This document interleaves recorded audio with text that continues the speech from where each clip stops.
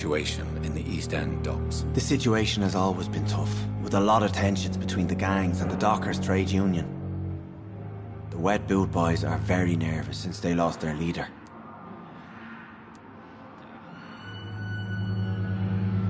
Who leads the gang now? Since Clay Cox went missing, it's his wife Edwina who runs the show, with the assistance of her minion, Booth Digby.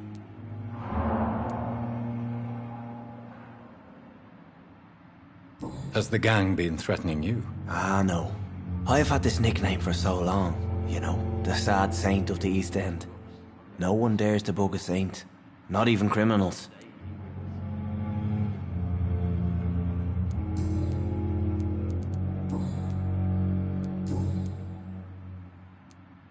How do you feel, Mr. Hampton? Medically speaking, I mean. I feel exhausted. Beyond exhaustion, actually. William drank so much of my blood in his madness. I feel empty. You're in good hands here. Dr. Swansea is well versed in blood transfusion, and I'm sure he'll take the best care of you. Thank you, sir. I believe all I need is rest. And then I can go back to the people who need me.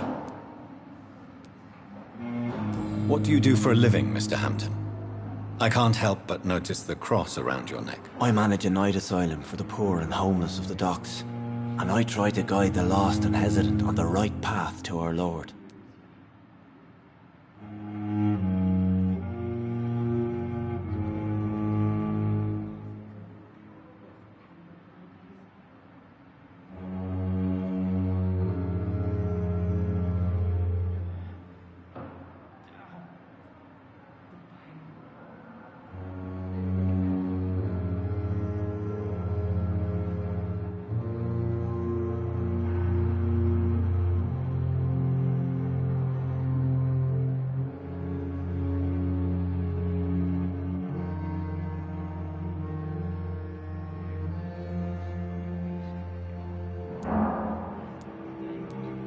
Are you a priest, Mr. Hampton?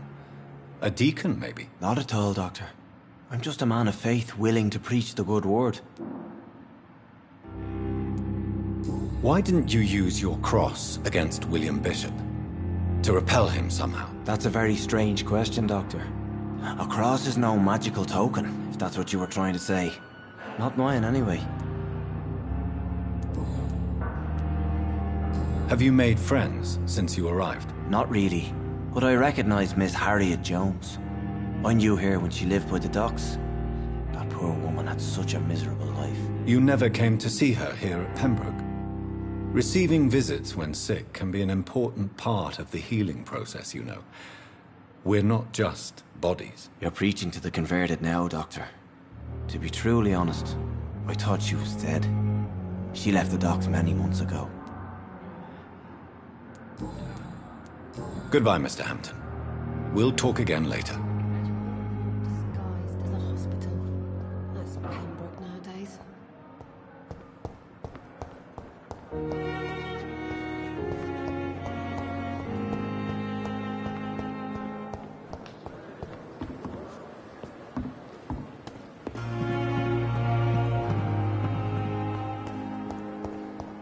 I have wasted too much energy for so little result.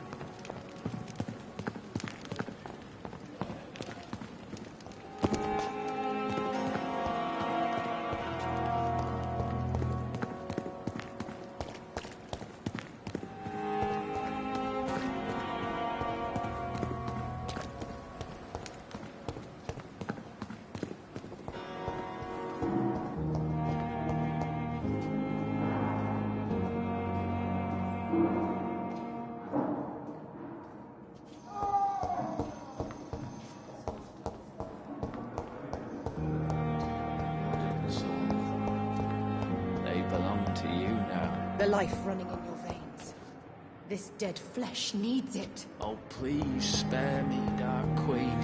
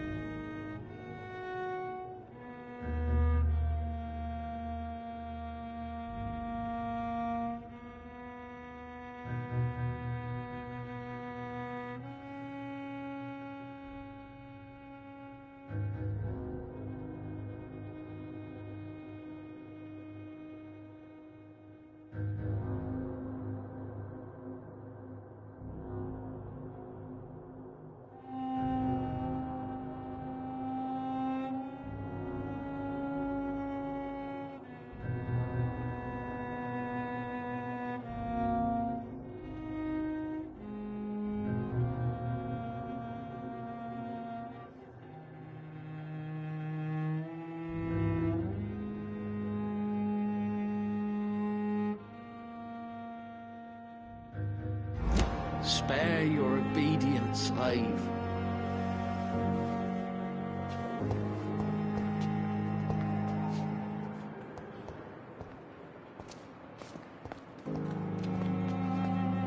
Good evening, miss. I'm Dr. Reed, the new surgeon at the Pembroke Hospital. And who are you? Your name has no meaning to me, mortal. You're nothing but dust blown by the winds of eternity. I beg your pardon? What are you begging for, mortal? My clemency? Well, tonight maybe I'm inclined to mercy. You'll never forget the night you met Thelma Howcroft. You keep calling me mortal. Why is that? And if I'm mortal, what are you? Well, Dr. Reed, if you must know, I'm a vampire.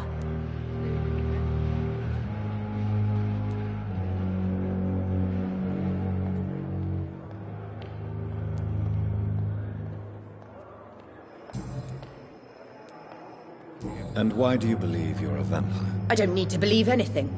It is what I am. It is what I feel within this hollow shell of flesh. Please, describe to me how you feel. What is it like to be a vampire? I can hear my body crumble from the inside as my flesh cracks and fades. I sense the last pulse of postulant blood within my drying veins. I need new blood. I see. Have you ever heard of Cotard syndrome, Miss Howcroft? Never. It's a mental illness discovered by a French neurologist named Jules Cotard. The affected patients are delusional. They believe that they are putrefying, that they are dead, a ghost or a ghoul. Or in your case, a vampire. Delusional, you say? Oh, sad and petty mortal. You can't even begin to understand the concept of immortality. And you think it is I who am delusional.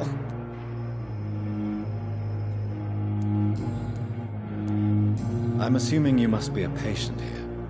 Am I right, Miss Howcroft? It's only a cover. To hide from my enemies. I can leave whenever I want. As a woman, a spirit, fog, or bat. Who are these enemies you mentioned? Can you describe them? I cannot say for sure.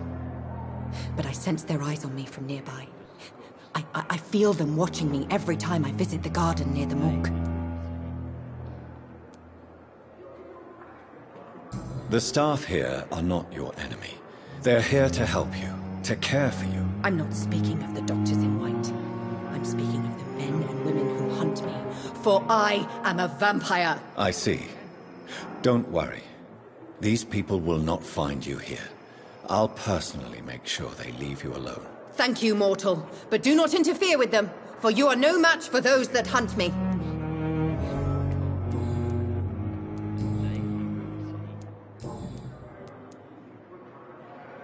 Who are you really, Miss Howcroft? I mean, apart from being a vampire. Is that not enough for you, puny mortal? What do you require? Proof of my powers? I'm curious to know who you were before becoming a vampire. It was such a long time ago, I don't remember. Centuries of unholy life can have strange effects on one's minds, you see? I'll leave you, Mistress of the Dark, to your nocturnal activities.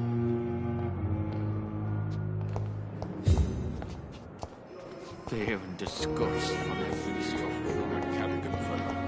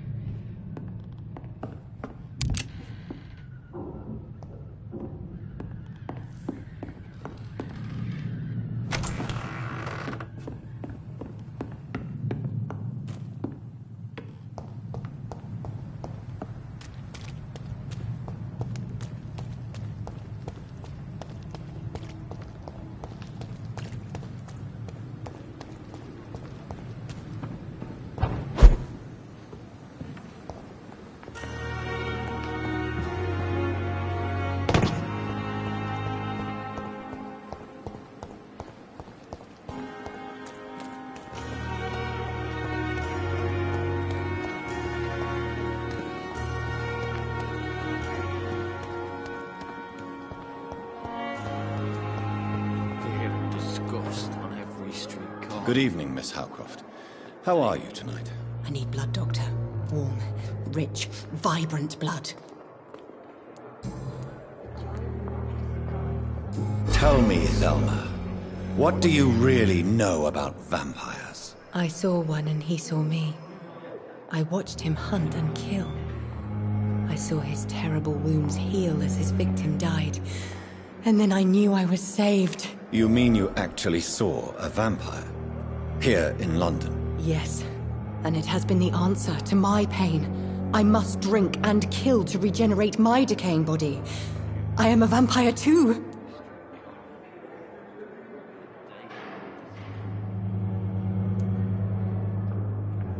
You have no idea what problems your claim could cause if heard by the wrong people, Miss Howcroft. You must stop this nonsense, now. Why fear the truth? Strange things live in the dark, Dr. Reed. Strange and ancient beings that were here before this island even had a name.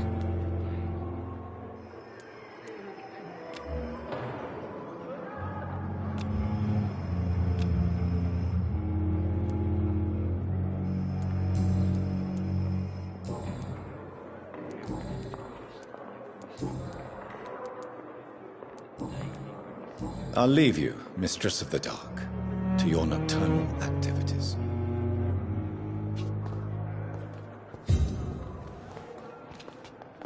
I wonder why the Goswicks came here in the first place. Good evening, sir. Can I help you? Unless you're here to fix my face. No. I don't think you can help me. I'm Dr. Reed. I've recently taken the position of head surgeon here. War injuries, am I right? You guessed right, Doctor. German shell took my pretty little mug right off. But they still call me Thomas Elwood.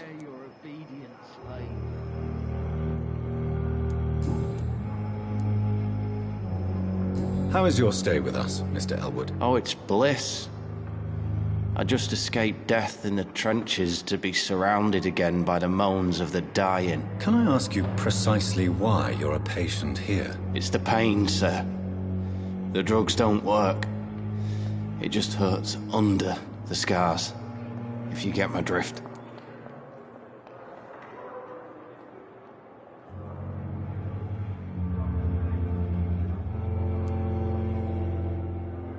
Can I do anything for your pain? Nurses gave me a bunch of pills. No effect. Told you. It's like the flames are under my skin, burning away.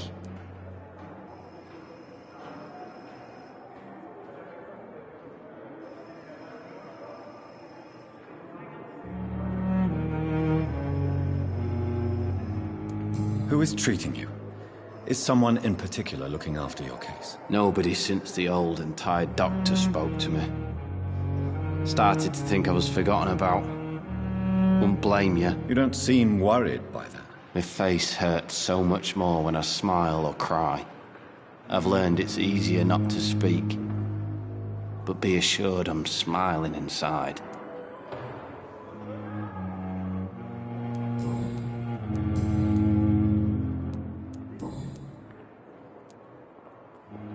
How close are you to Miss Hallcroft?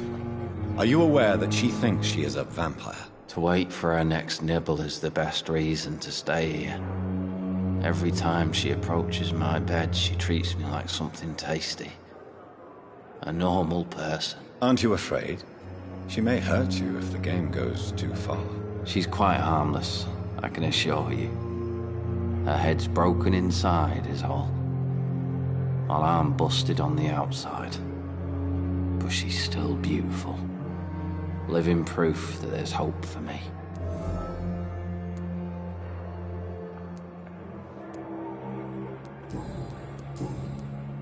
Goodbye for now, Mr. Elwood. I wonder why the Goswicks came here in the first place.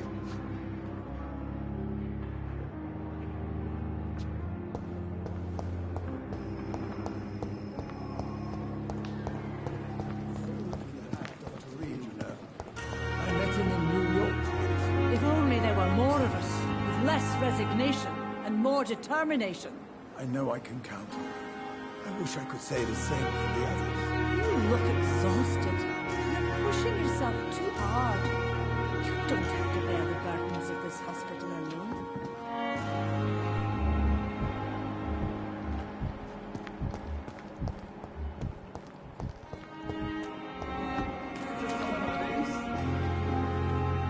Good evening, Mr. Cox. Dr. Reed. Still working at night, I see. I like that.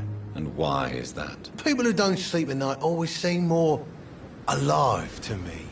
More interesting, one way or another. You're lucky to be alive, Mr. Cox. I hope you're starting to take better care of yourself. This place is full of sickness and decay. How could I get better in such a dump?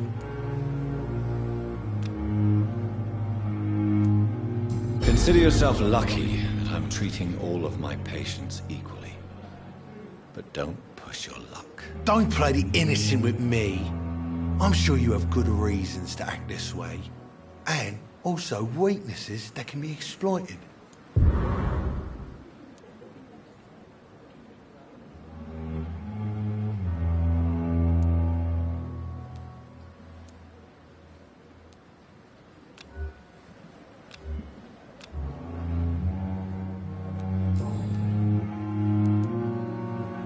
Do you ever think about that poor fellow I saw you push in the water? The wound he gave me will make sure I don't forget him. Still fucking hurts. Boss had cut me good.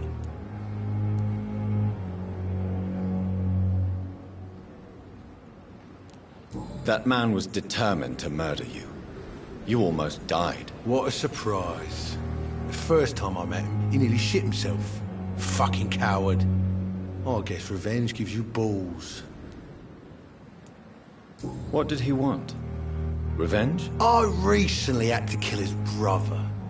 Poor arsehole thought it would be easy to return the favour.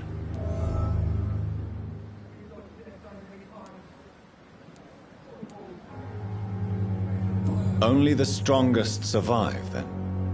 Survival at all costs. Is that all you think about? I'm the toughest bastard you'll ever meet, Dr. Reed. And I don't give a fuck what you think of me. How is your hospitalization going, Mr. Cox? This is a shitty place with shitty staff. But as long as I'm treated all right, I'll be fine. What's wrong with the Pembroke staff? That bastard you sent to bring me here, Milton, I thought he was going to break all my bones before I reached my bed. I see. Any other smart comments? The nurses aren't too ugly. Especially that foxy one, Nurse Crane. Pretty brunette, tough attitude, all like that. What's wrong with the hospital? Come on, Dr. Reed. The place is a dump. Smelly, sad, and dirty. But you're alive thanks to the efforts and dedication of the staff here, aren't you? What are you expecting, a medal? I thought that saving lives was just part of the job. Must be an unsatisfactory profession at this time, I'm sure.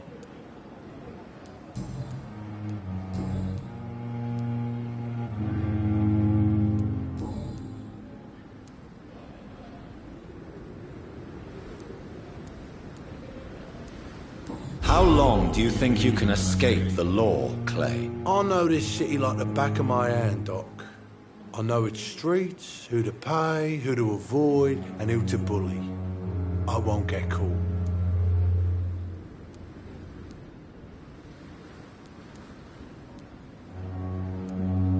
We can't escape the consequences of our actions. The past catches up with us in the end. I ain't afraid of death. I don't hide who I am.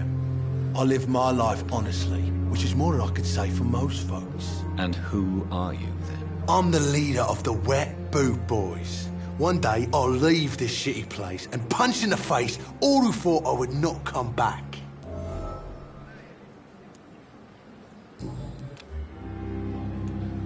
I'll leave you for now, Mr. Cox.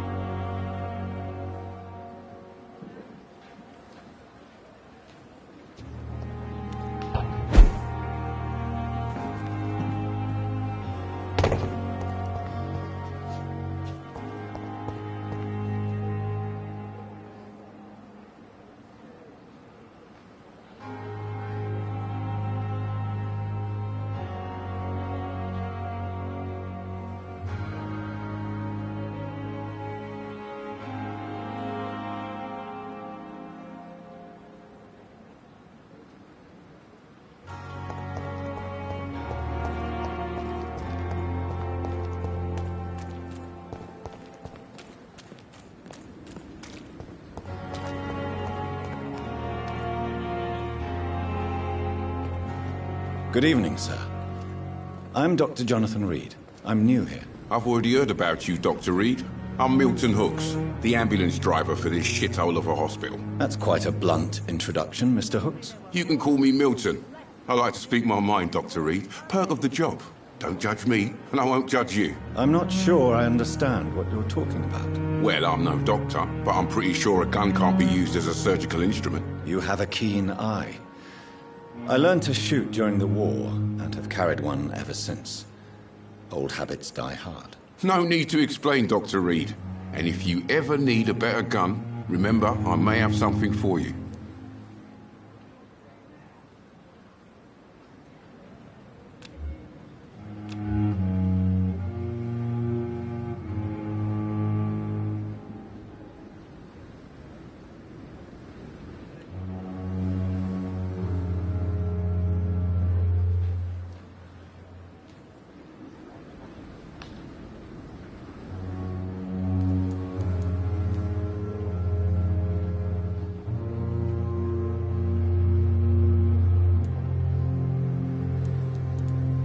I have some good news, Milton. What? The epidemic's over? I retrieved your wallet, with all the money, and a certain picture. Well, yeah, Pippa Hawkins is my girl. So what? Is it the difference of skin colour that bothers you? Not at all, Milton. Good. Please, take this money anyway. To remind you to keep your mouth shut. Not everybody is as broad-minded as you, Dr. Reed.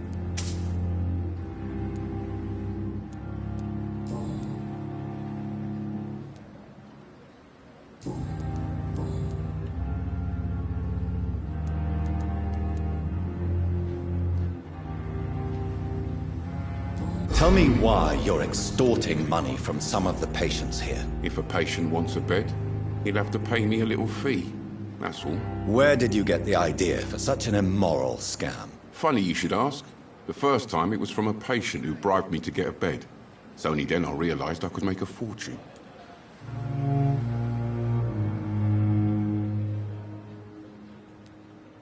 What's going on between you and Nurse Hawkins? Pippa's tired. Tired of all this shit. Tired of all those corpses piling up. She's as depressed as I am.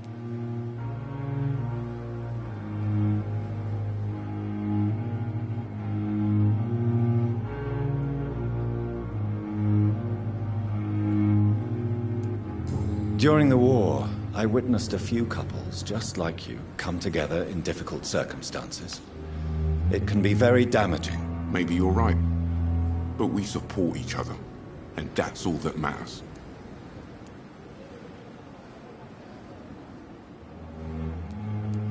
You do realize you could both get fired. Hospital staff are not meant to have intimate relationships with one another. Come on, Dr. Reed. Do you know how many rules are broken in this hospital every day just to keep it running? There's nothing wrong with what we're doing. Do you know that Nurse Hawkins is thinking of leaving the hospital? That's not a surprise. We've talked about it already. Does it not bother you? Sometimes I think she may be right. We should run away while we can. Question is, where can we go? Where is it safe?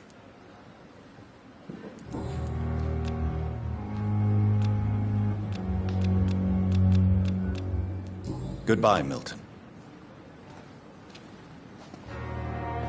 Good evening, Milton. Good evening, Doctor. Still trying to save lives? I'd like to see your goods. Wise choice, Dr. Reed. A reliable gun is what everybody needs these days.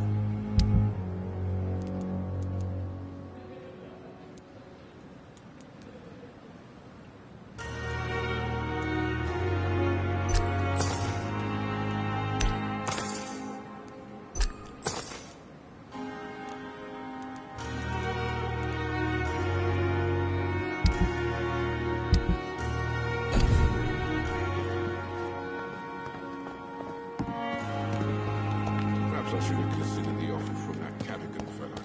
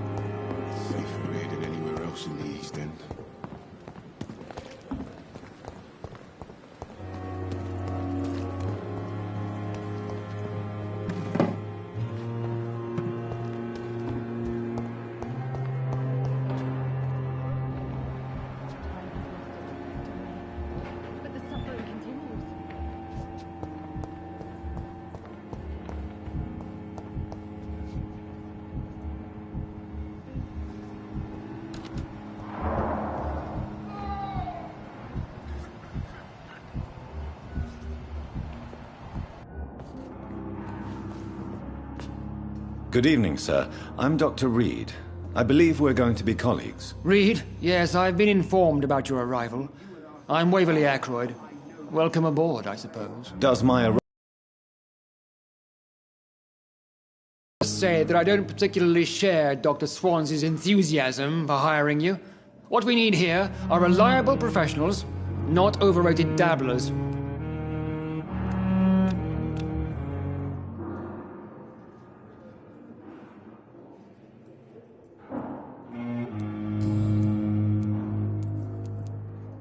If you have a problem with me, Dr. Ackroyd, please feel free to tell me. Dr. Swansea has imposed your presence on this hospital without asking anyone's advice. The benefit of his position. But I don't agree with it. I know we've never met before, but I believe this hospital could use all the help it can get. You will agree with that, I'm sure. Oh, but I have heard about you, Dr. Reed. Of course, you can't say the same about me, since I have not wasted my time courting the press.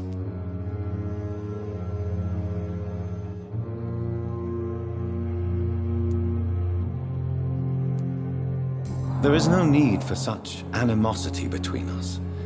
Don't you think the epidemic is already enough to deal with? That is one point we could agree on. And that is precisely why I want to be sure that you will be of help to this hospital, instead of a burden. Since your tenure in this hospital is longer than mine, perhaps you can tell me more about this place. Let's just say I'm tired of the carelessness around me. I have always respected the skills of Dr. Swansea, but over time his enthusiasm has become displaced. Carelessness? Exactly what are you talking about? We're here to save lives. The people who trust us are not volunteering for experimentation. They're here to be healed. I don't intend to run any radical experiments, Doctor. Even if I, as any good practitioner should, express an interest in pushing the boundaries of medical research. Modern medical methods were created through audacity and ego. But there are rules in our line of work, and they're here to protect our patients.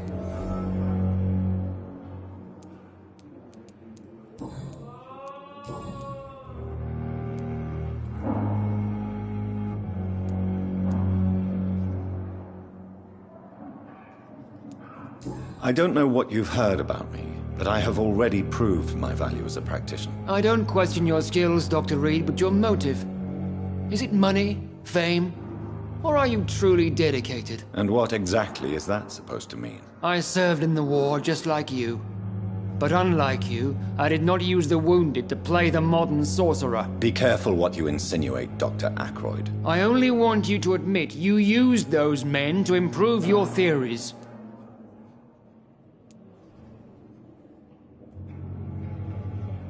This is ridiculous. My blood transfusion technique saved many lives, and you know it. You see? That is exactly what I hate about people like you. You avoid this kind of accusation instead of facing reality.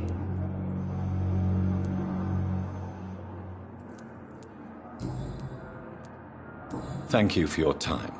We'll talk later.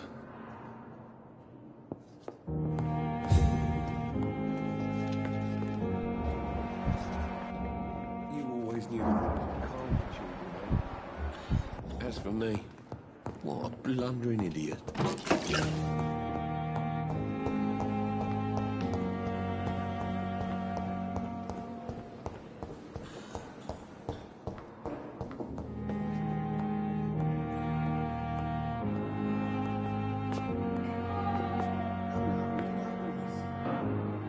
I will not let you down, my boy.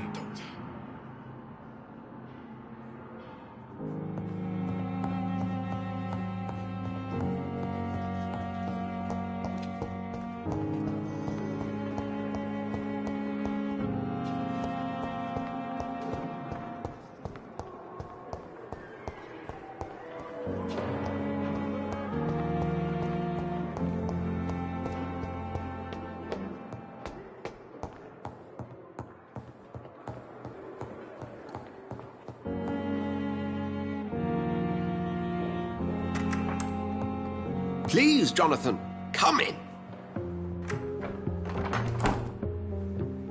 Fascinating, is it not? In the last decade, so many mysteries have been brought to light with our microscopes. The human body, biology's penultimate frontier.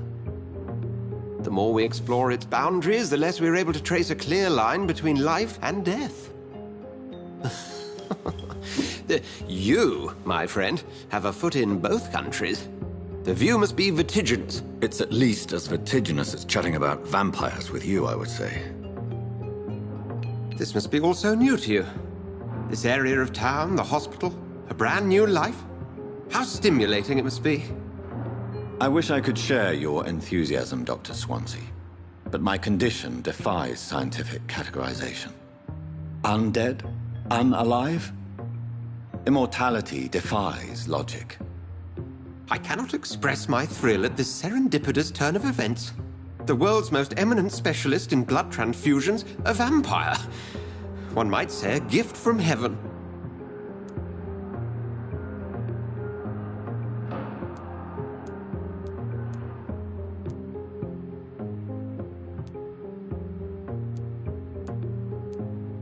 It may seem strange, but your words have brought me some comfort here. Forgive me. I've been an admirer of your work for a long time, and now you are so much more than a brilliant physician. And please, call me Edgar.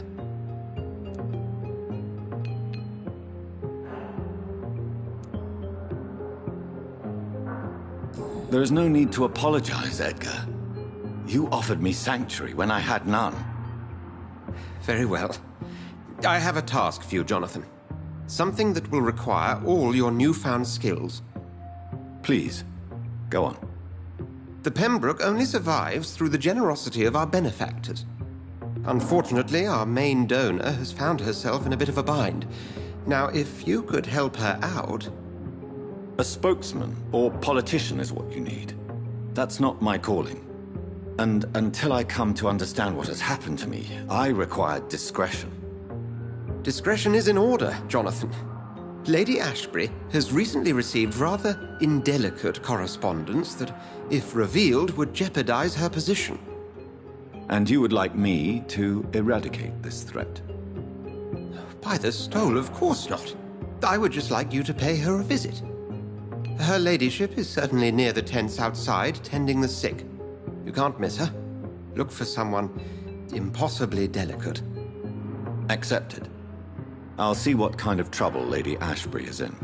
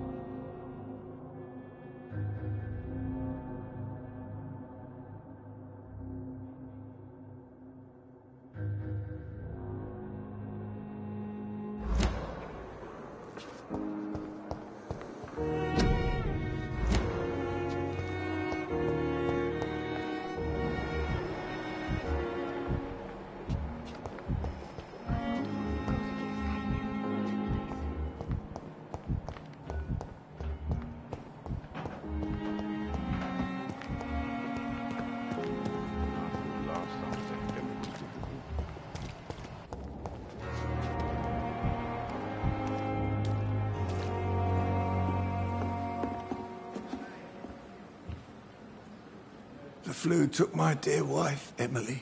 I take comfort knowing we'll soon be together again. Mr. Rainfield, that's no way to talk. You're in good hands here, and we'll be up again soon enough.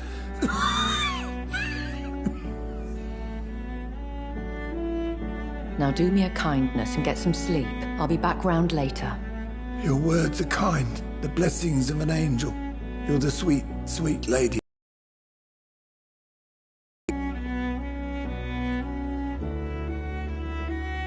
Good evening, Dr. Reed. It's a pleasure to see you again. You seem surprised. Dr. Swansea has brought me up to speed concerning your recent...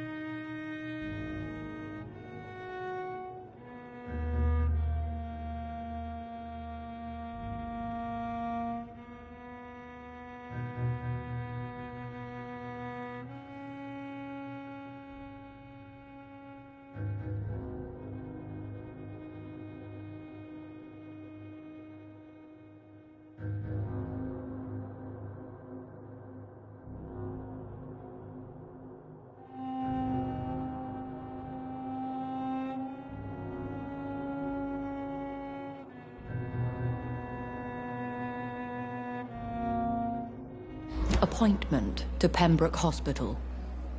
You're a the lady who saved me that night, before vanishing into thin air. I remember you from the pub with Dr. Swansea. Indeed. Allow me to introduce myself formally this time. My name is Lady Ashbury. I remember you well, in spite of the brevity of our encounter.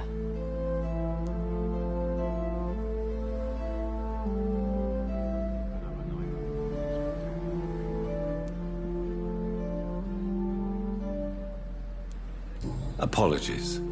You've taken me by surprise. I'm very happy to see you. The pleasure is mine, Doctor. I hope you're more disposed to answer my questions now. You must have countless questions, but our rather urgent matter first. Swansea has explained. My cover, if you prefer, has been compromised.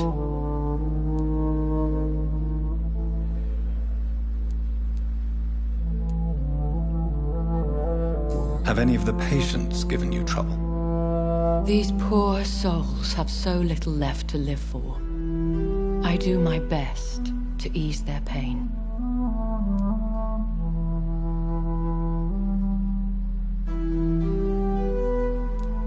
The world would be a better place if it were cared for by women like you. You make me blush. I am simply a necessary evil. Pardon my boldness, your ladyship, but I have questions concerning this condition we share. As a newborn, your hunger for answers is rivaled only by your thirst for blood.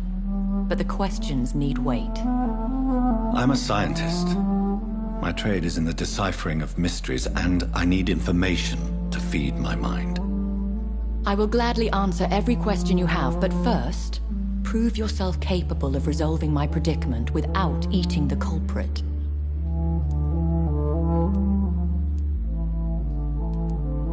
Dr. Swansea has commissioned me to be your agent in this matter. You could start by explaining what's amiss. These past insufferable weeks, I've been the victim of extortion. I've made a first payment, but the blackmailer grows greedy. I must refuse his most recent demands.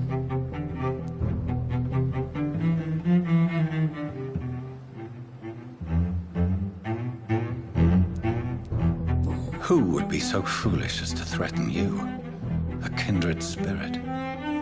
Even if it were the case, and I highly doubt it, a vampire would have asked for something more valuable than money.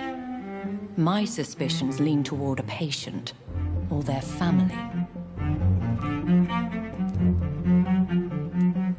What are your expectations? Please be precise. As the newly appointed surgeon of this hospital, you are in an excellent position to ask innocent questions and deftly learn the identity of my blackmailer.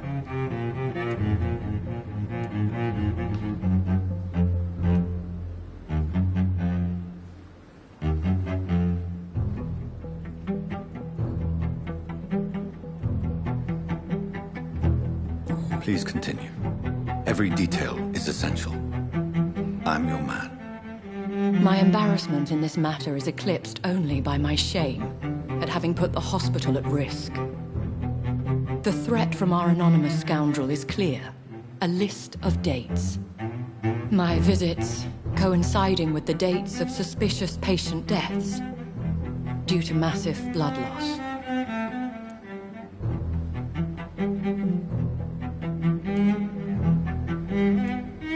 Is it true? Now aren't you the blunt one?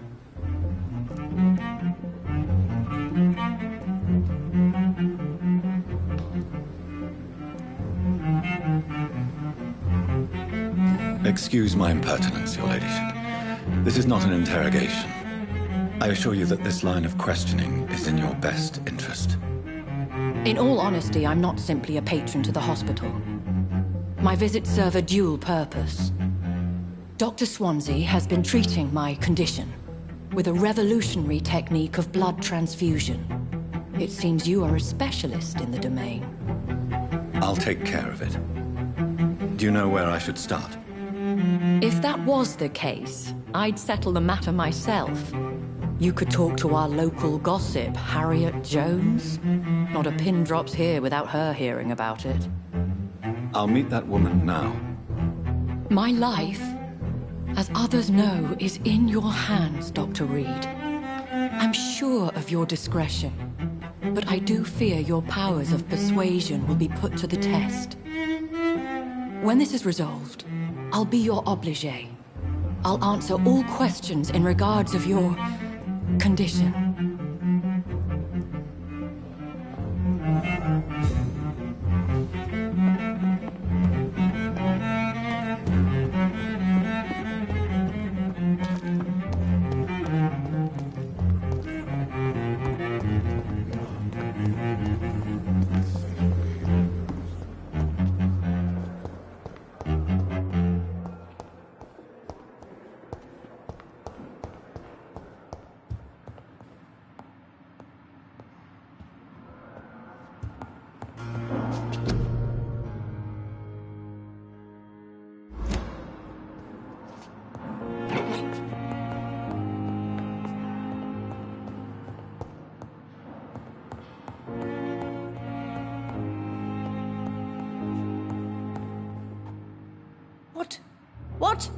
What is this? Who are you? Get out of my room. There's no need for alarm, madam. I'm Dr. Reed, the new surgeon. Preposterous. Dr. Reed, you say? I don't want some bumbling intern. Where's Dr. Swansea?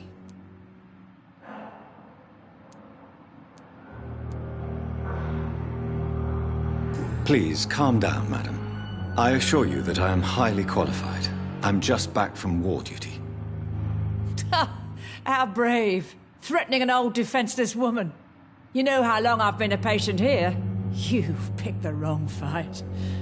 I'm Harriet Jones. Harriet Jones? Indeed. I've been meaning to have a chat with you. You know what goes on here better than any other patient, I gather. Oh, better than any patient, nurse or doctor. I've seen so many vile undertakings. I heard there have been some despicable goings-on. Was there a case of blackmail? Blackmail? Wait. You're investigating something. This isn't a social call. One of those incompetent cunts slit a poor sod's vein.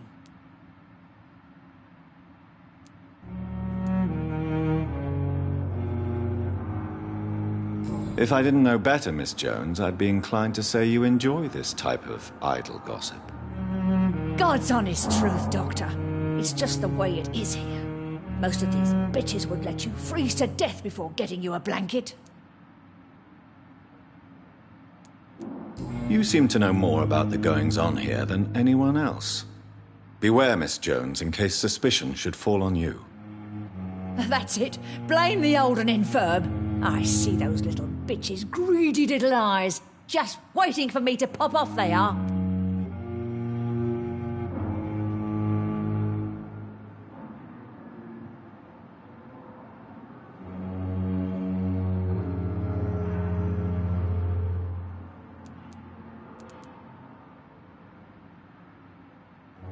I assure you, madam, this is not an investigation into a possible medical error.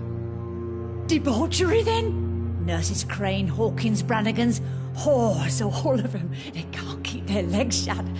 I've seen them scratching slutty sores. Really? Well, if you have irrefutable proof, I'll not have the staff behaving in such a manner here. This is your business, Doctor, not mine. But I swear one of the nurses is cavorting with some man on hospital hours. Thank you for your time, Miss Jones. You've given me something to go on. See you on the next round.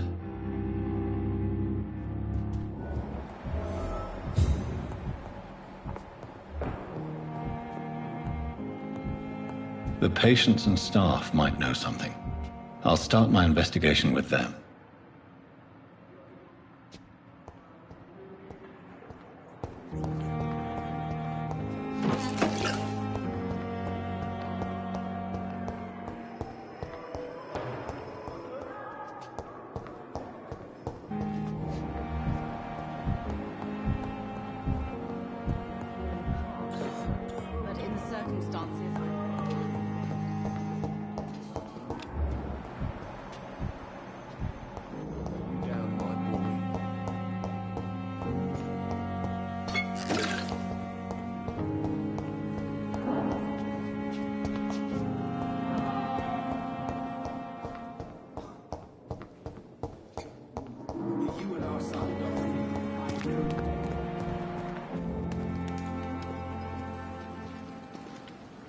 Good evening.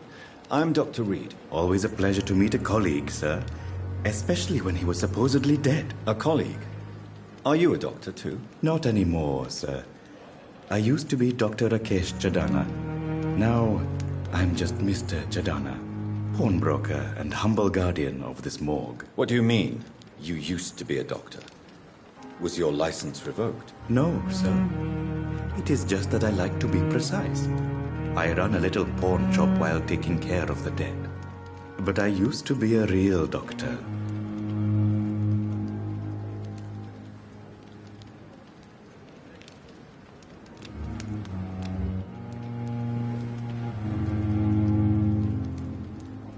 Have you heard of someone blackmailing people in the hospital? Pardon me, sir, but I have no idea what you're talking about.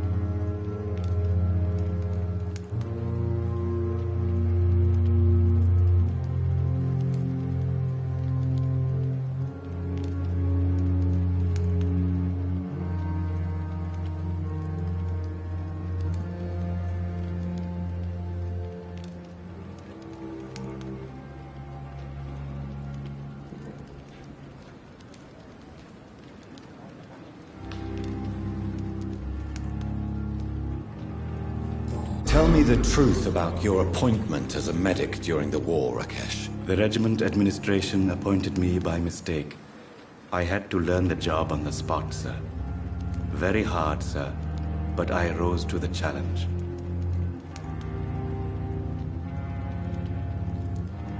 Do you realize how many soldiers died because of that decision? You should have refused. Yes, sir. I swear I did, sir. But no one listened. When the first wounded arrived, I had to do what I could. It is an unbelievable story, Mr. Chidana. It was a time beyond belief, Dr. Reed. But I'm happy not to deal with the wounded. I prefer caring for the dead now. You can't impersonate a doctor. You can't improvise a medical education. People could die at your hands. You're absolutely right, sir. But as a field surgeon, it was more like being a butcher. Do you believe you have really helped these people? My ratings were within the averages of the regiment. I saved lives, Dr. Reed. Does that not say enough about triage and war surgery?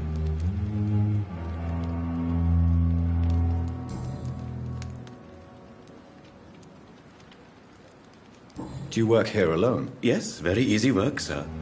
All I have to do is watch a few bodies. The situation was very different when the main morgue was still open. Why do you have to watch these bodies? Because these poor fellows have no names. We keep them in case someone comes looking for the missing. Sadly, very rarely happens. Why close the hospital's main morgue? It was for sanitary reasons after the beginning of the epidemic. Cadavers had to be moved to the nearest mass grave.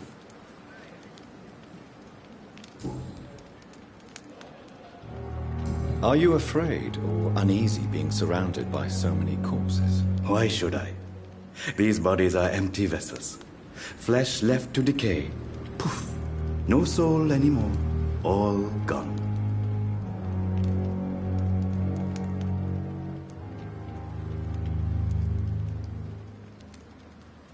An interesting point of view. And quite an exotic one, too. Most people fear, or at least have a respect, for dead flesh. Sir, as a medic during the war, I learned to face my death and the death of others. It's the pain we have to tame, not death itself.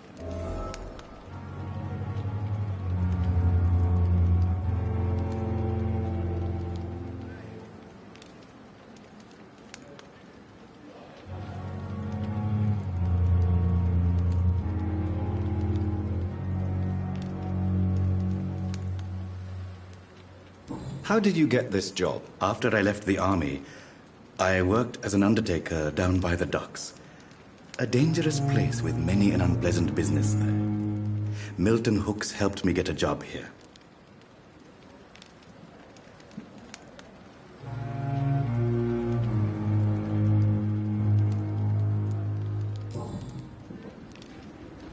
Have we met before? I don't think so, sir. Why? When we first talked, you said you were glad to meet me since I was reported dead. Funny story, sir. Your sister came here a few nights ago. You were missing, and she was looking for your body. She must be very relieved now.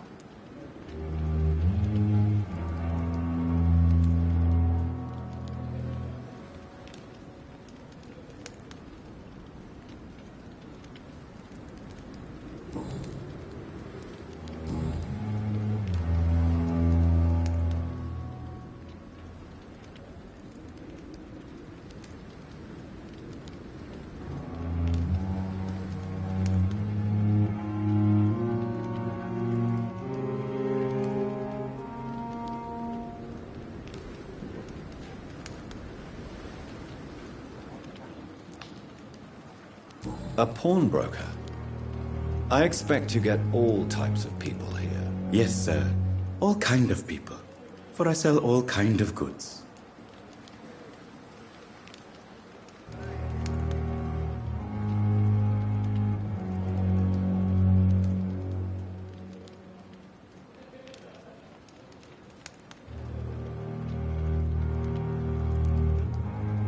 Who comes here to trade with you?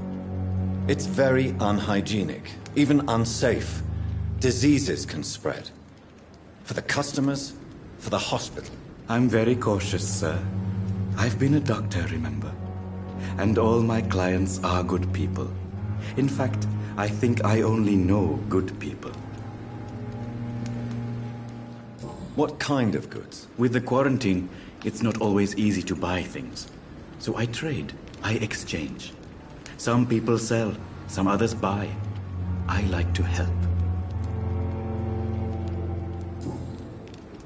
Since you're not afraid of dying, do you believe in life after death, Rakesh? No. I believe we must do all the good we can while alive. For our time is short, and the obstacles are endless. Do you think you would enjoy immortality as a concept? I don't think so. Don't mistake me. I love life, and I'd like to live a long life. But everything has to decay, sir. Even goodwill.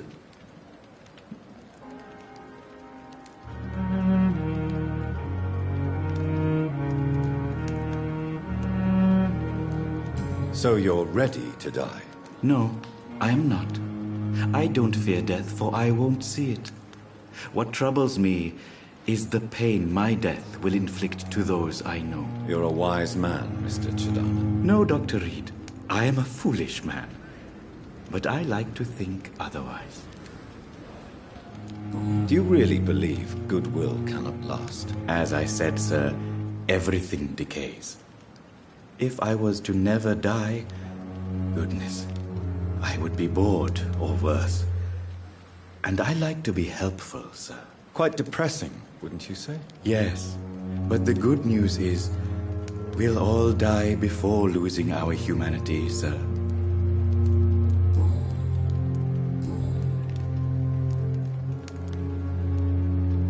Please show me what you have to sell. Of course. It's just trinkets and curios, really. But I'm sure they can be useful.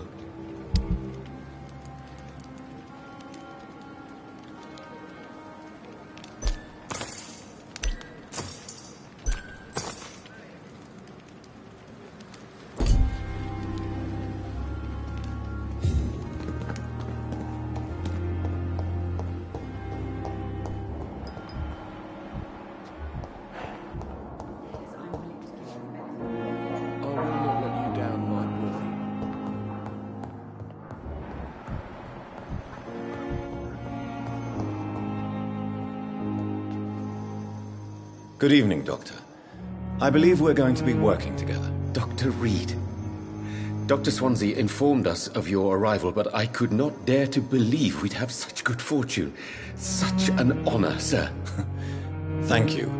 And you are? I am Thoreau Strickland, Dr. Thoreau Strickland.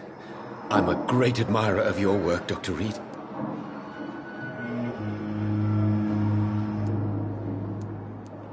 Have you heard any talk of blackmail going on in the hospital? If you're running some official inquiry, you had better question the patients. They know more than the staff, especially old Miss Jones.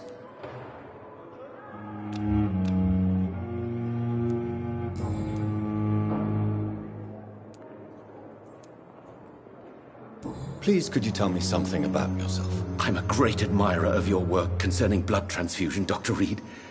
I run my own experiments. I'm convinced it's the future. I based my technique on my mentor's research.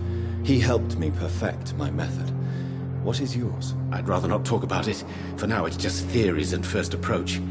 My process is purely experimental and unsuccessful. As long as you're cautious and methodical, you may remain empty-handed, but you won't fail. You're not the first one to warn me, but I am convinced knowledge is the main weapon against the ravages of this epidemic. What made you choose to be a doctor? I'm not ashamed to admit you and your work have inspired me. I am honored to have the opportunity to work by your side.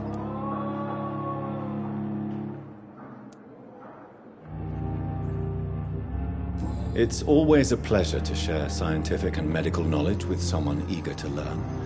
I'll be glad to help you if I can. This epidemic may be the century's most terrible disaster, but I'm convinced that we, as doctors, are the only ones able to defeat it.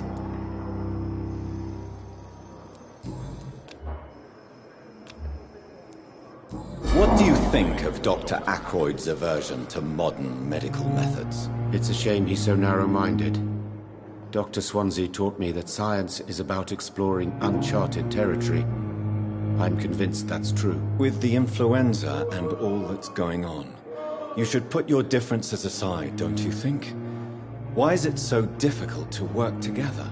I believe that if Dr. Ackroyd had been the one to discover the transfusion process, he would be the first to recommend its use. So you believe it's just a question of jealousy and pride? Dr. Ackroyd is as proud as he is blinded by his obsolete concept of medical science. What can you tell me about the Pembroke? Well, it has always been an honor to work with Dr. Swansea. But with your arrival, I can't think of a better opportunity to learn about blood transfusion.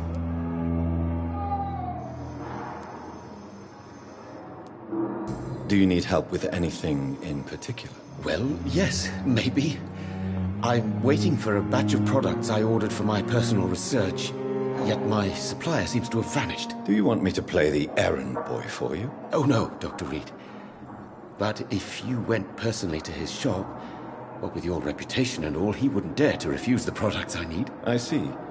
Well, give me the address, for I may pass by if I have time. You seem quite optimistic.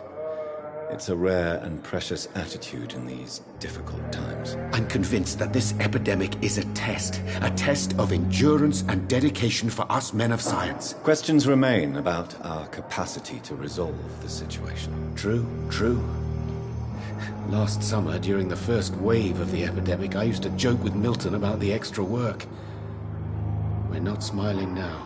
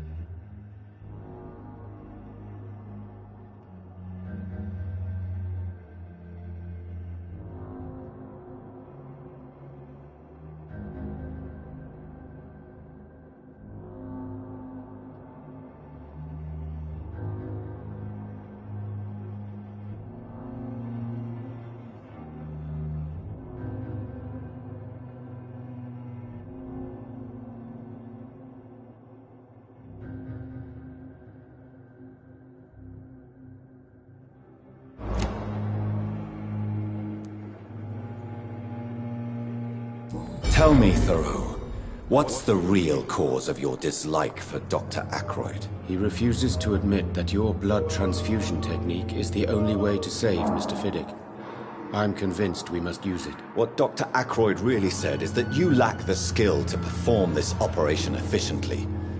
Is there anything you have to say about this? It's a false conceit. Dr. Ackroyd secretly envies your reputation. His jealousy blinds him. I'm not the real target here. Tell me more about your willingness to experiment with new medical techniques. Harvey Fiddick is a patient suffering from a severe injury that could cripple him if not treated correctly. I'm convinced your blood transfusion technique could help him. What is it you really want? To save him, or to prove your point? Fair question. I want nothing but to save my patient, Dr. Reed. Especially since I know Mr. Fiddick's story. Tell me Mr. Fiddick's story. Our first diagnosis was compromised because Mr. Fiddick lied to us about the real origin of his injury. He first claimed it was an accident. But why would he hide such crucial information from us? Because he is a proud father, ashamed of putting his children at risk because of his own negligence. Tell me Mr. Fiddick's. Our first But why would he? Because he is... This personal involvement could also appear to be a lack of impartiality. You must know that a good surgeon must remain neutral. I agree. But that does not excuse Dr. Ackroyd's behavior. A man who did not even take time to converse with his patient. Do you think keeping his distance was a mistake? All I know is that I'm taking care of human beings with desires, hopes, and fears. Not some biological comprised of blood, bones, and flesh.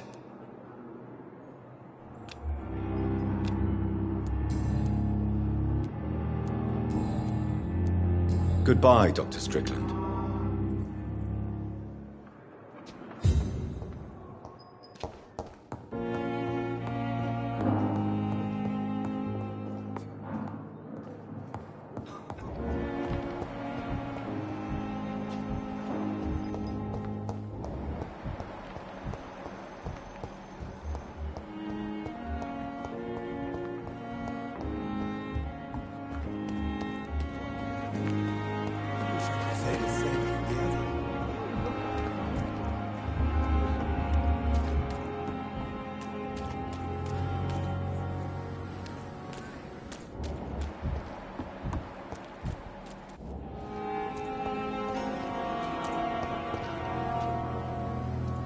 Good evening, sir. So it is true. The famous Dr. Reed has joined us. I can't think of any better news during these terrible times. Do we know each other? Actually, yes. We met once before, at the Rockefeller University in New York. Dr. Tippett, yes, I remember. I was assisting Professor Carell in his research about coronary bypasses. He had nothing but praise for you. He was also very confident about your future. And look at you now. Eminent surgeon and blood transfusion specialist. Goodbye, Dr. Tippett.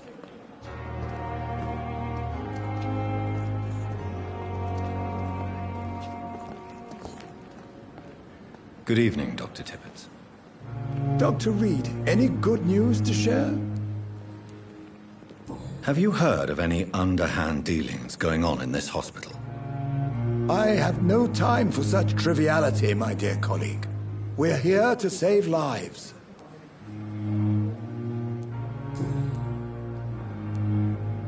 What is the Pembroke Hospital situation? And please, speak freely. This hospital is not exactly the best of London. I'm sure you are used to working in a better environment.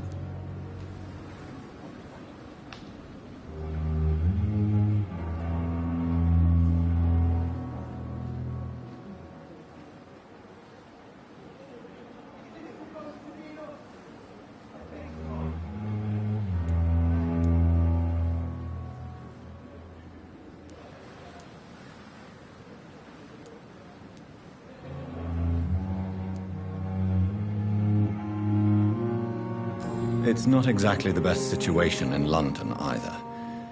I can't have expected this hospital to be prepared for what was to come. Don't be misled by appearances, Dr. Reed. This hospital does not lack talented people. It just lacks hope.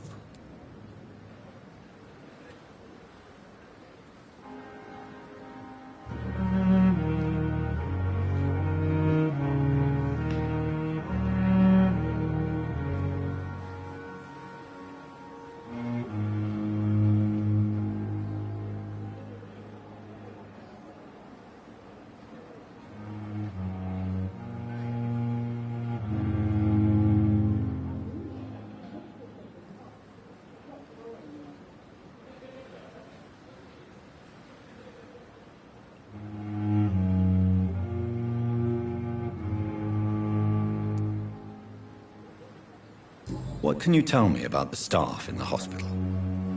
Some are really good, and others are not so good. But during this troubled period, there is no time for slander. I prefer to focus on the positive character traits.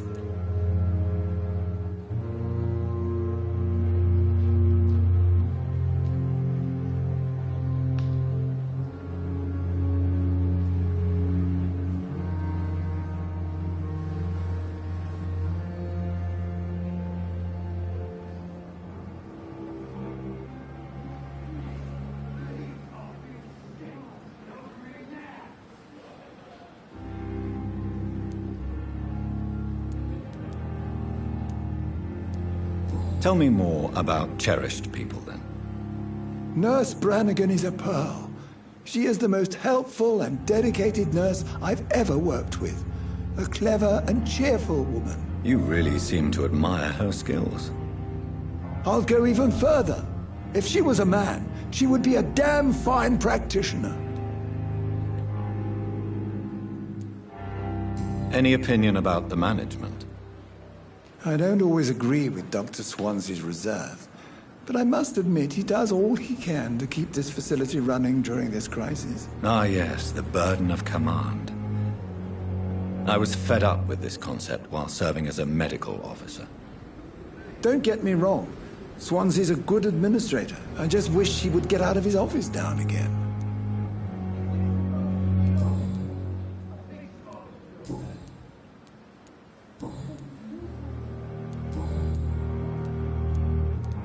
Goodbye, Dr. Tippett.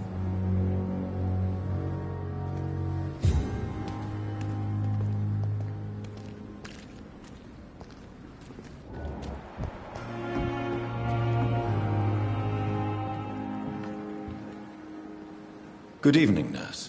I'm Dr. Jonathan Reed, the new surgeon here at the Pembroke. Dr. Swansea has already told us about you, sir. I'm Nurse Gwyneth Brannigan. Welcome to the Pembroke Hospital. Did he really? It's a good thing I wasn't hoping to keep a low profile. All members of staff have already read about your new blood transfusion technique. Dr. Swansea made sure of that. I see. Well, I'm a little surprised, but I suppose I'll just have to deal with this unexpected notoriety. You must know, blood transfusions are Dr. Swansea's primary subject of research. He is convinced it is the future.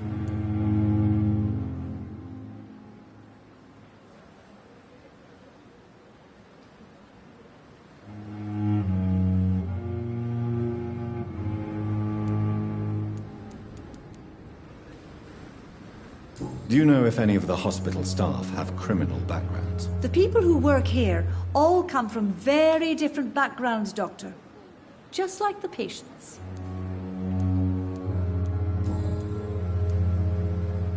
How are things here? Not good, to say the least.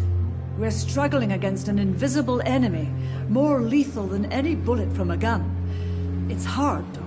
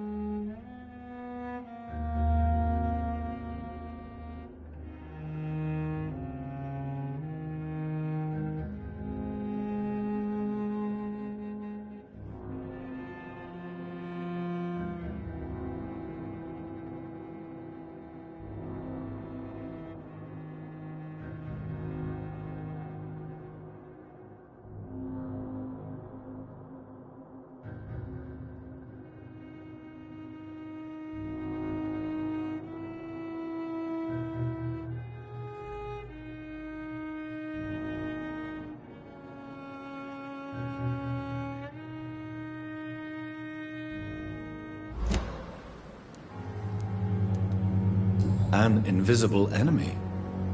Quite a poetic term for a disease, especially from a nurse. Sorry, Doctor. These last few weeks have been exhausting. We could all do with a good night's sleep.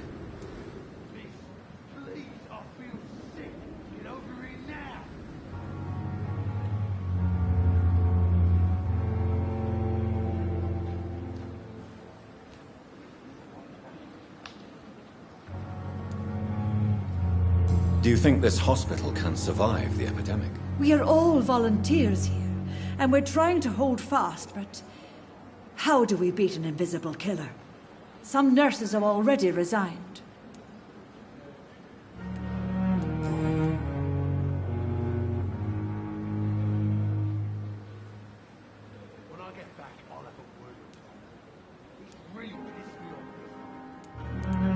I'm not familiar with all the staff yet.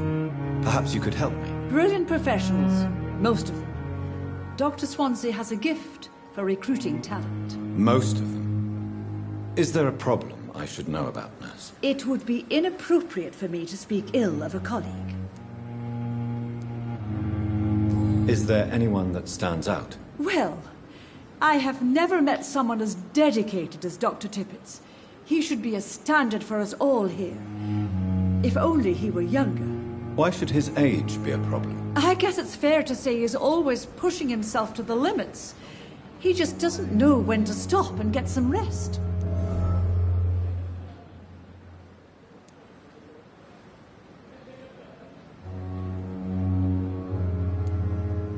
Nurse Brannigan, if you do know something, please tell me. Anything you say will be held in confidence. No. I may disagree with some conduct, but in the end, everybody is doing their best.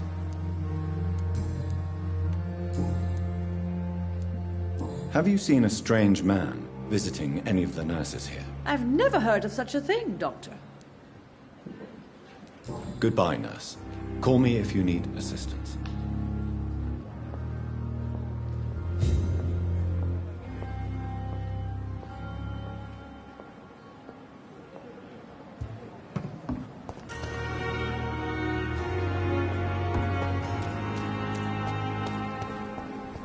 It's safer here than anywhere else in the East End.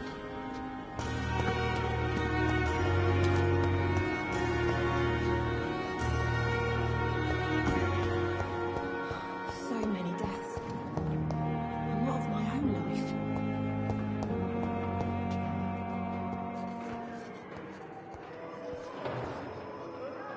Good evening, Nurse Hawkins. Good evening, Dr. Reed.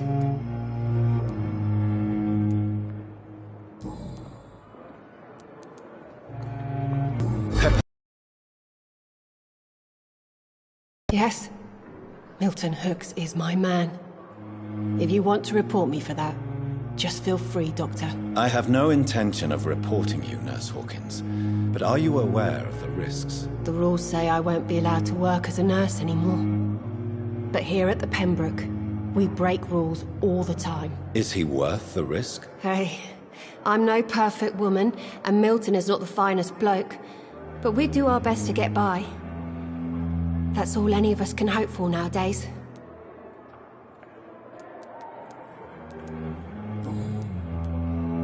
What can you tell me about the strange man visiting one of the nurses during her shift? Let me guess. You spoke with that old shrew, Harriet Jones. Do not pay attention to her, Doctor. She's full of fanciful tales.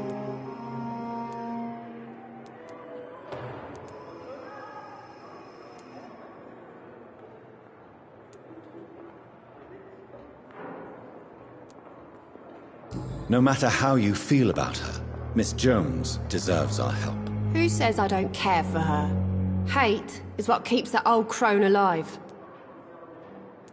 She could have been telling the truth about the mysterious man. That old witch will end up in hell soon enough. Who cares if a nurse finds some happiness where she can?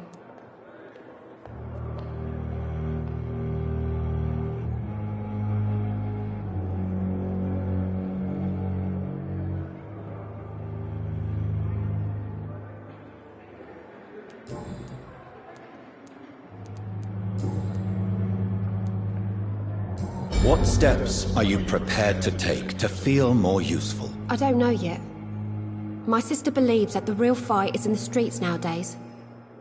Maybe she's right. Maybe this is what I must do.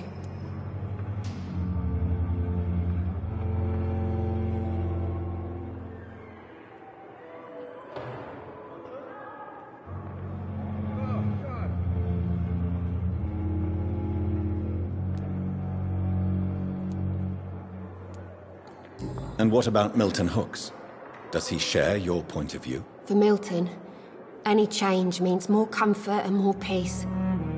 I disagree. If you feel that saving lives is not useful enough, perhaps it means that you've lost faith. On the contrary, my faith has never been stronger.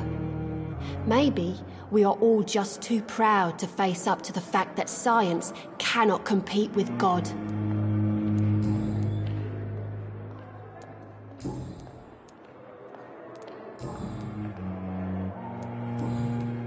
Goodbye, Nurse Hawkins.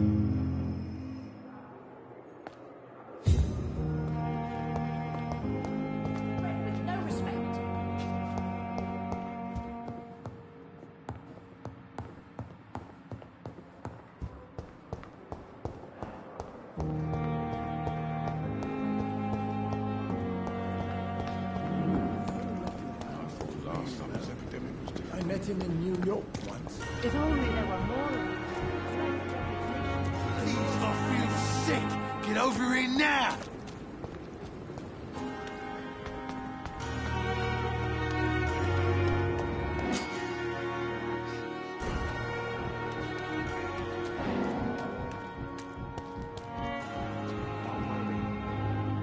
You're sure you don't come back with me? Nah, I have to see someone at the hospital. Be careful. You look so bad they may keep you as a patient. Fuck 'em. I don't like hospitals. Or doctors. Well then, when you go back to Whitechapel, you may find this useful. What is it? A pass for a free medical exam by the best nurse available. Just read it.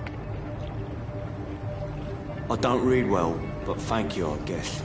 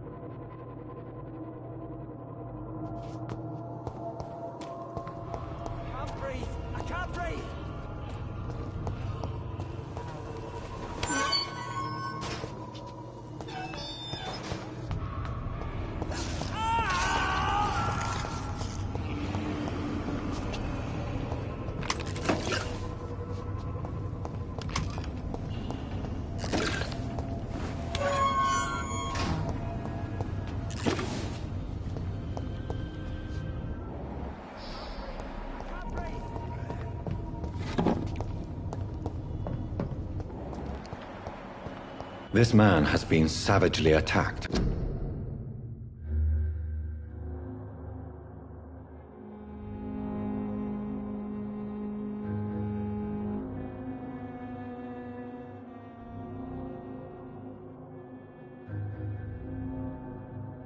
dragged to the floor.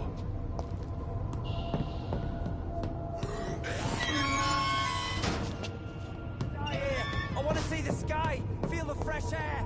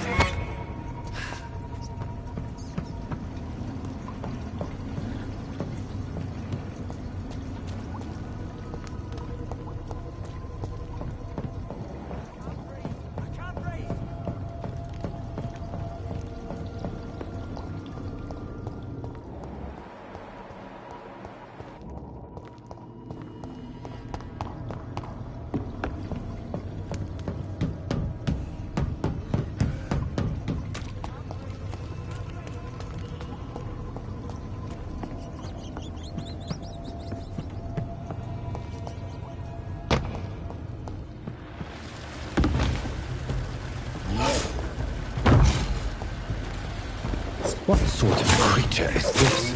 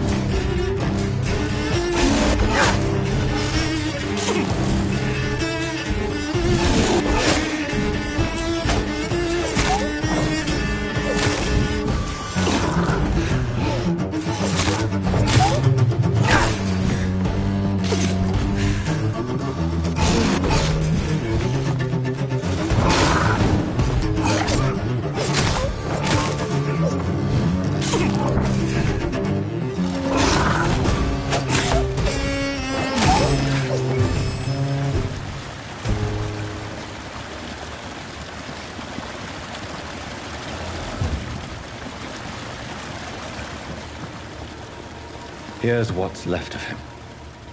Not a...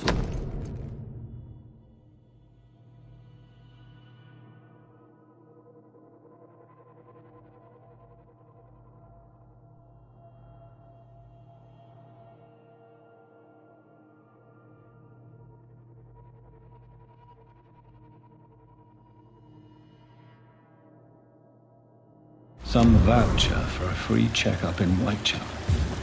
What is Nurse Crane up to? I really must find her.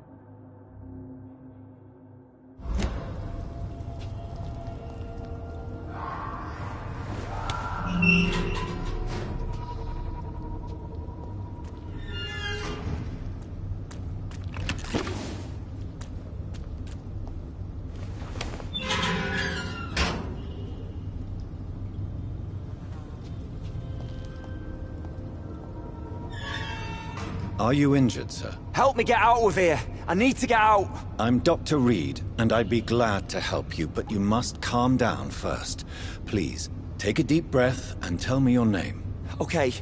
I'm Oswald Thatcher. Please, I need to get out. All right, Mr. Thatcher, you're safe now.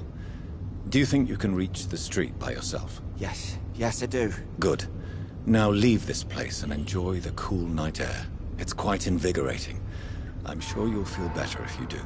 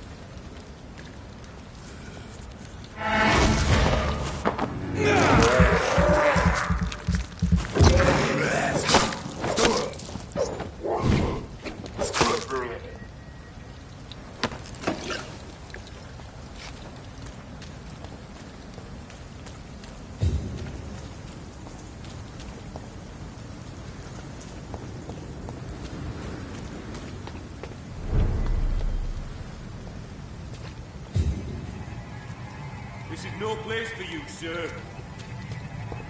Are you bloody stupid?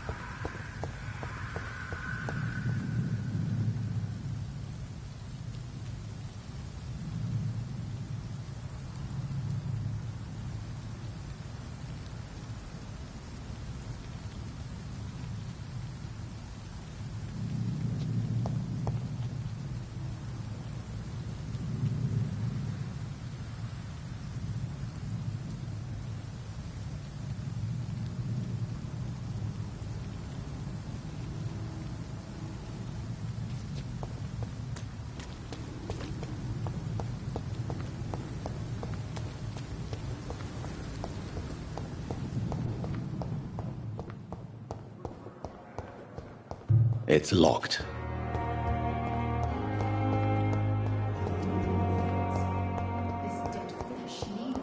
Oh, please spare me, Dark Queen.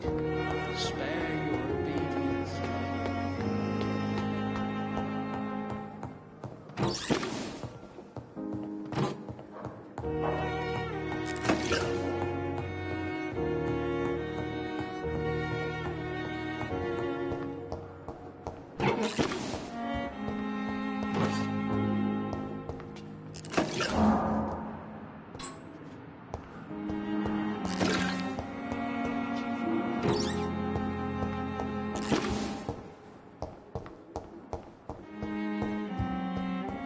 It's locked, all right.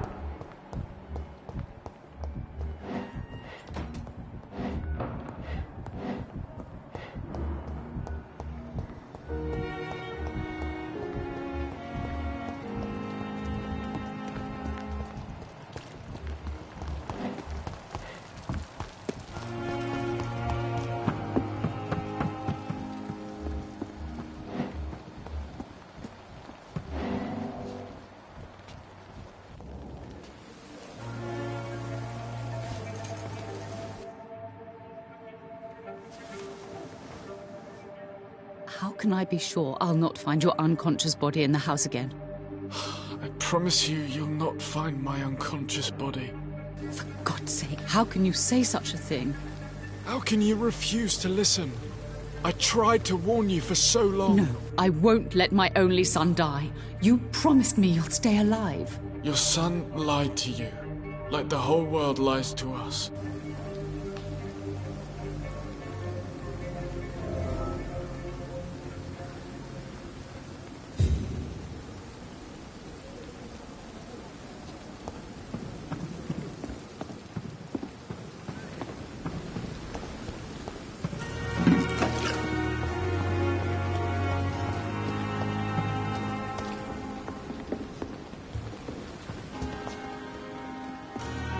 That was fast. I'm afraid the trail of breadcrumbs leads beyond the hospital premises.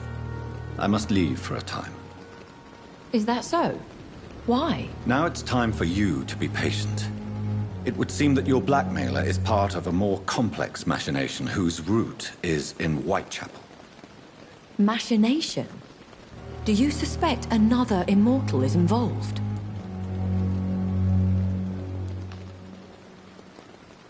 Nothing points to that.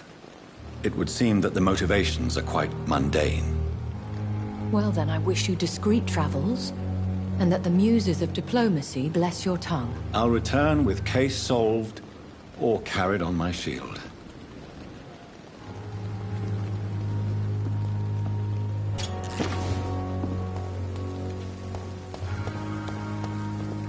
Another night with the glorious Just a dozen years.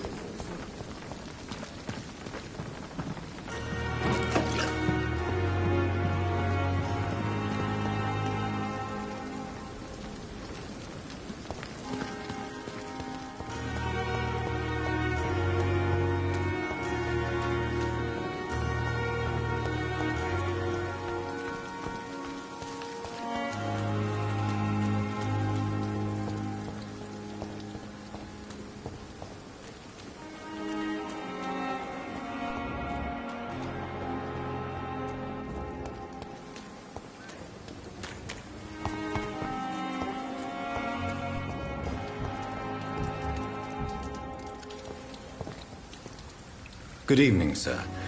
I'm Dr. Jonathan Reed of the Pembroke Hospital. May I be of assistance? Dr. Reed. So it's you who saved my friend Oswald. It's a pleasure to meet you, sir. And you are? Newton Blight. Oswald and I recently returned from the war.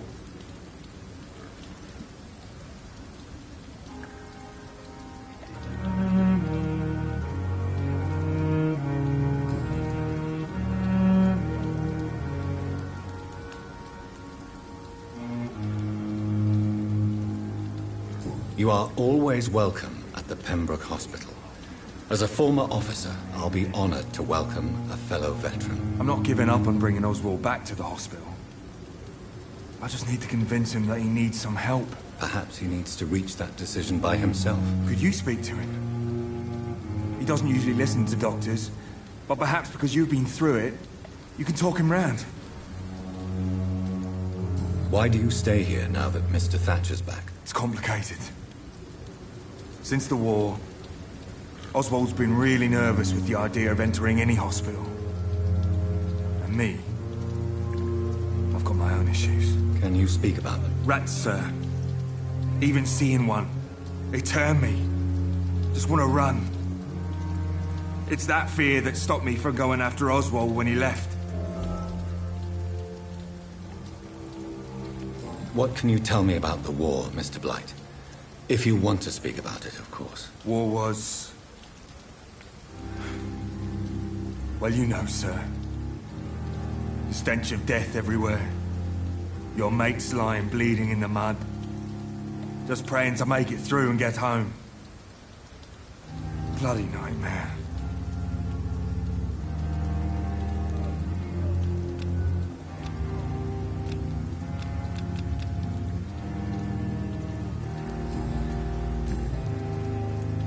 Goodbye, Mr. Blight. Take care of yourself.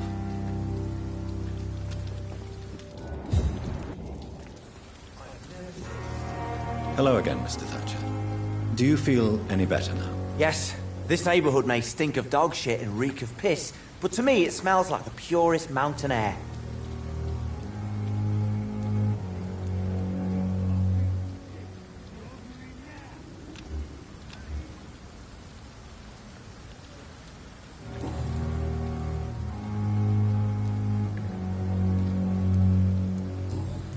Goodbye, Mr. Thatcher. Try to take care of yourself.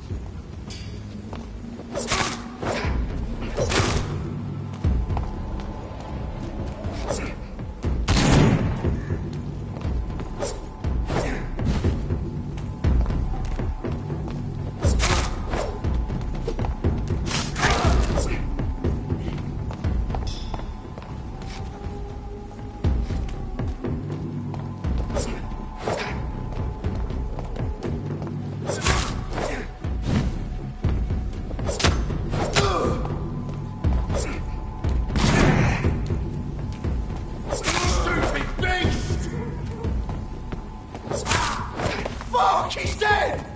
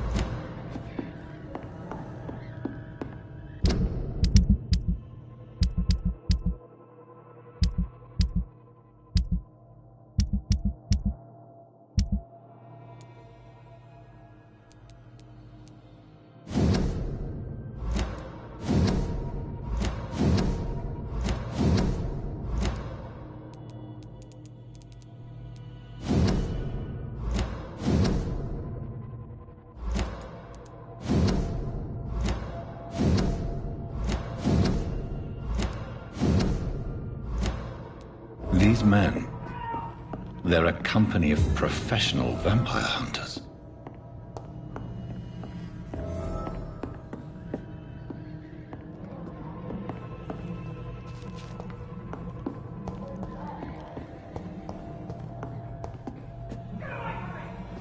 Catch me with your disgusting hands!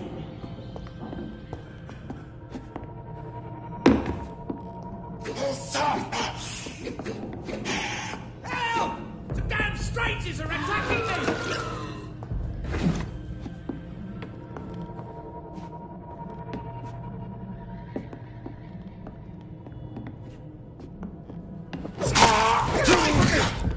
Touch me with your disgusting hands!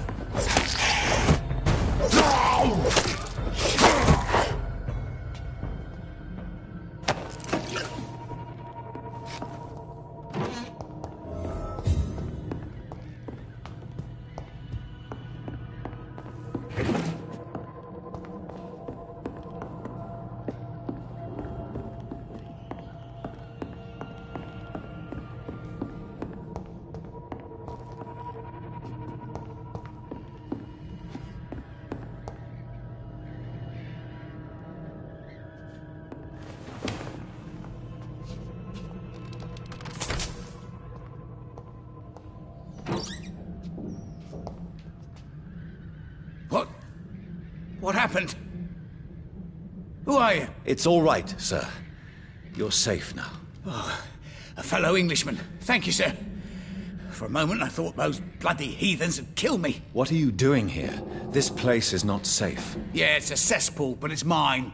I came to collect some overdue rent, but those who still live here have gone completely bonkers. You're very lucky to be alive. Yeah, filthy immigrants. Fucking savages, every one of them. And now with this bloody fever, they're just animals. You can find safety of sorts in Whitechapel.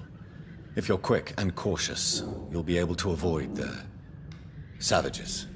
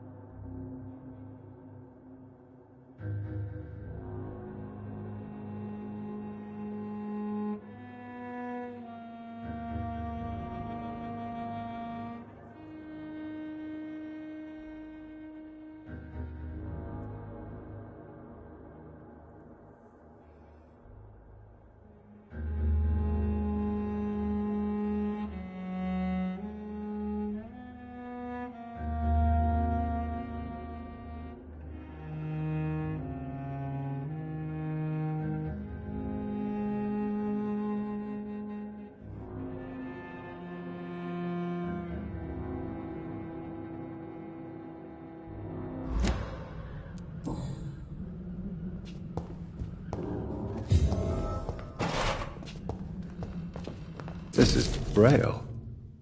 I need someone who can read this.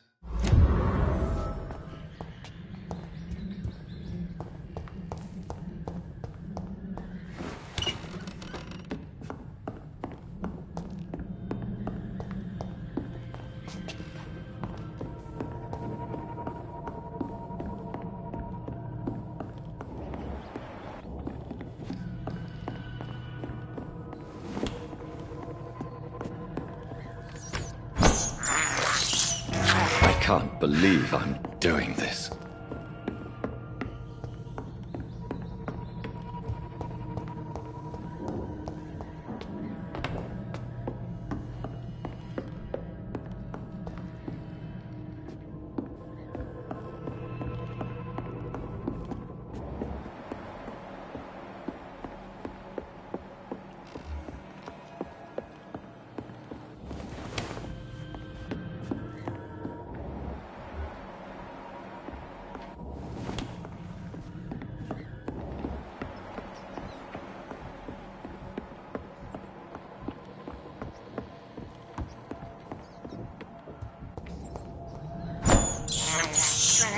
I have this thirst for blood.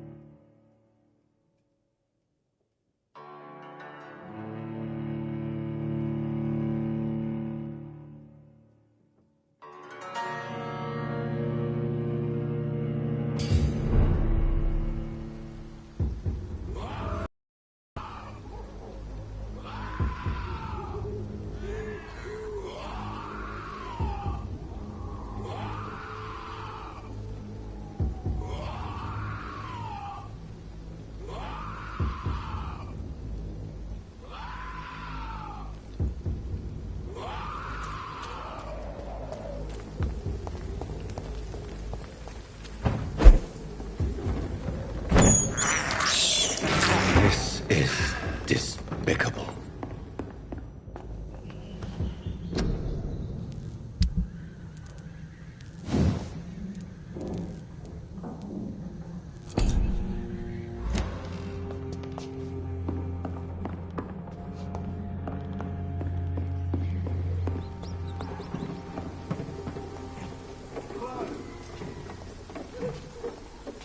Over there! Push to the leech, boys!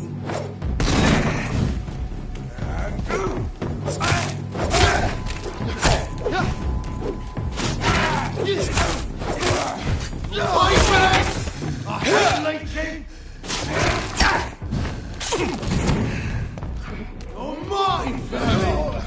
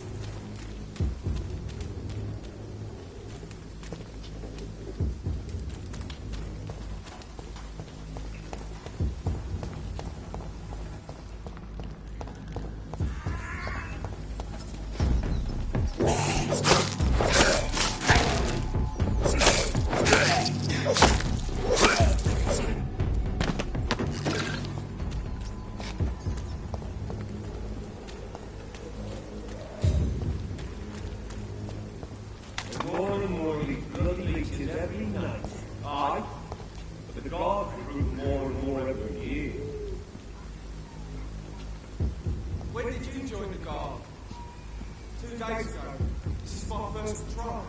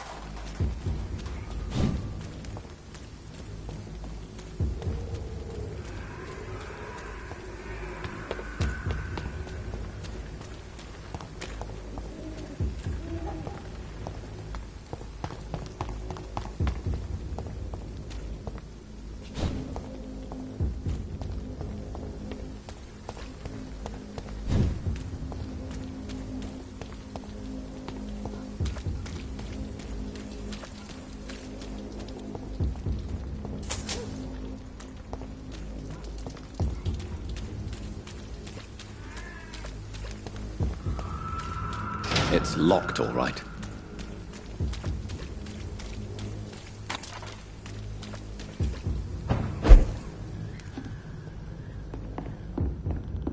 I cannot enter.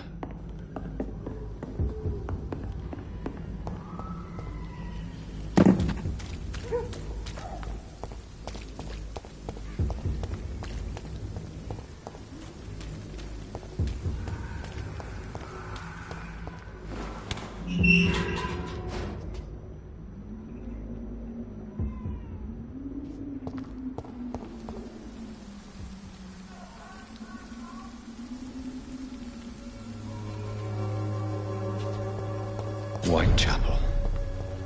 This neighborhood is linked somehow to the kind Lady Ashbury's blackmail. First, let's find this Petrescu fellow.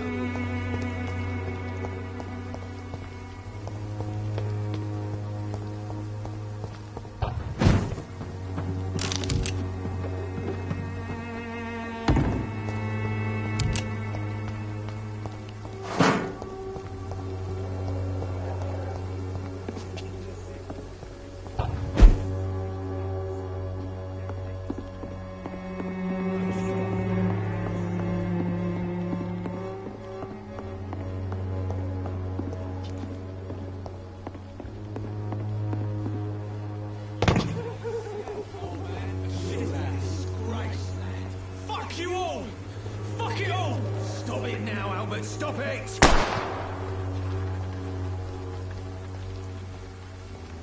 I won't end up another drunk arsehole there in the streets. Not me.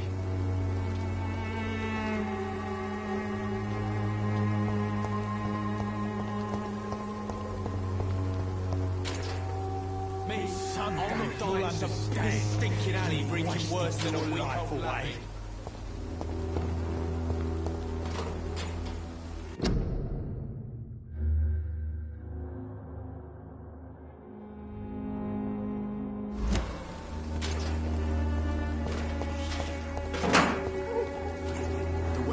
Will be proud of me.